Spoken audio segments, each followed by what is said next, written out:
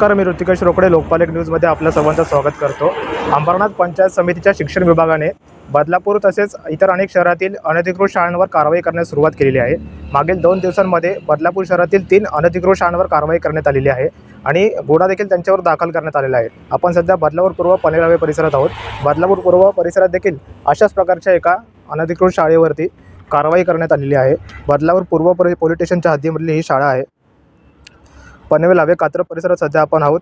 इथे असलेली अनिरुद्ध हायस्कूल व ज्युनियर कॉलेज या शाळेवरती देखील कारवाई करण्यात आलेली आहे आणि अशाच प्रकारच्या अजून 2 शाळांवरती बदलापूर पोलीस स्टेशनच्या हद्दीमध्ये कारवाई करण्यात आलेली आहे। मागील 2 दिवसांपूर्वी बदलापूर पश्चिम सोनवली येथे असलेल्या अशाच एक प्रकारच्या एका शाळेवरती कारवाई करण्यात आलेली होती आणि अजून एका शाळेवरती पूर्व पोलीस स्टेशनच्या हद्दीमध्येच कारवाई करण्यात आलेली आहे। ती म्हणजे श्री चैतन्य टेक्नो स्कूल या शाळेवरती कारवाई करण्यात आलेली आहे आणि त्यांच्यावरती कलम 229/2025 भारतीय न्याय संहिता 2023 चे कलम 223(3)(5) प्रमाणे कारवाई करण्यात आलेली आहे। आणि अजूनही कुठल्या अनधिकृत शाळा असतील तर त्यांना देखील शिक्षण विभागाच्या माध्यमातून नोटीस बजावण्यात आलेली आहे आणि जर त्या नोटीसला वेळेवर उत्तर नाही दिलं तर त्यांच्यावर देखील अशाच प्रकारची कारवाई करण्यात येणार आहे। कॅमेरामन शिवम पांडेसह ऋतिकेश रोकडे, लोकपाल न्यूज, बदलापूर।